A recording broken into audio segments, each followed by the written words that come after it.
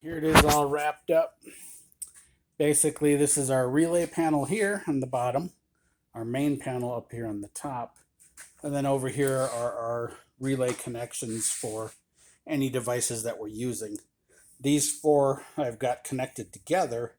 They're going to be the relay that when you turn the key on, it brings whatever other items are alive, like power windows, the stereo system, that kind of thing. So it'll all be wired through this. This is the output.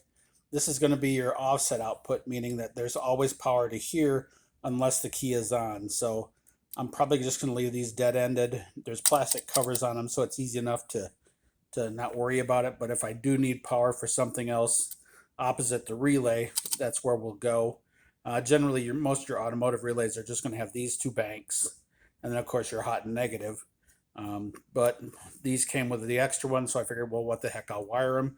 You never know if you'll need them. Like, say, if you've got a lighting system that goes on and off with high beams, this would be a good way to do that. The trigger would tell the relay to power off as opposed to on, and flip on your driving lights as opposed to your high beams. So you could use it for something like that or anything of that nature. Um, the main fuse block, of course, is here at the top of the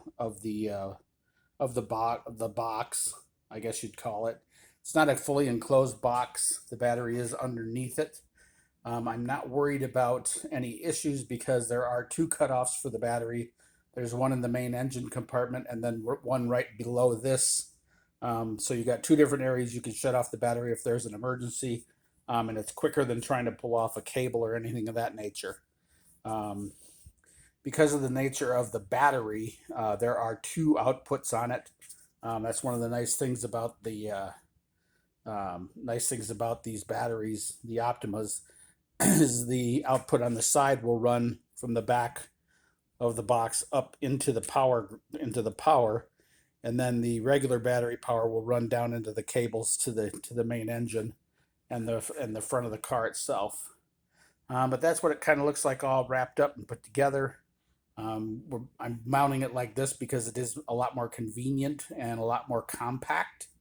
And it allows me plenty of room to put in fuel cells, amplifiers, all that kind of thing. And then this will all probably end up being covered up by nice side covers and that type of thing, so that it's hidden from view, but it's really easy to access. I mean, all you have to do is open the trunk, and boom, your fuses are right there, as opposed to having to crawl around underneath the car to get to them under the dash. Same with your relays; they'll be down here at the bottom. It is going to be lifted a little bit off of the ground so that these will be able to come out.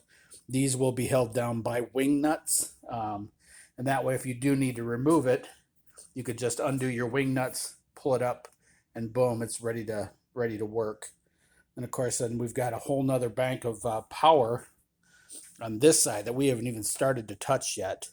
Um, Mainly because I haven't needed it yet, but I've got 12 different outputs here. So I'm not sure if I'm going to rewire the car and bring everything to the back, or run both the front fuse block and the back fuse block. Front fuse block just basically runs simple things like wipers and lights and that kind of thing.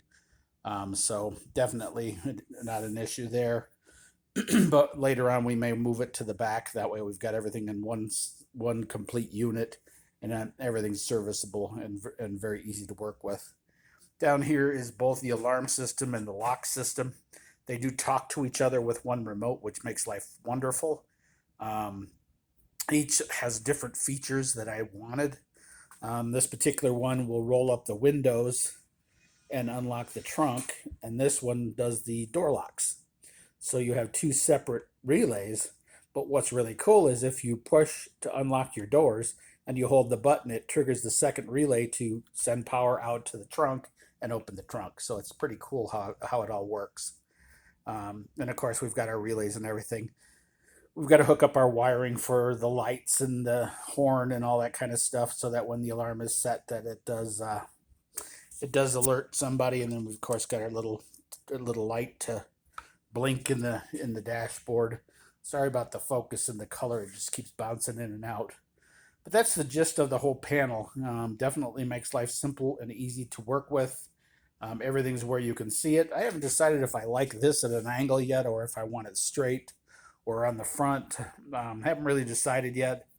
I figured for now it's just to get it into the car and get everything working the way I want it. And then I could always move it around.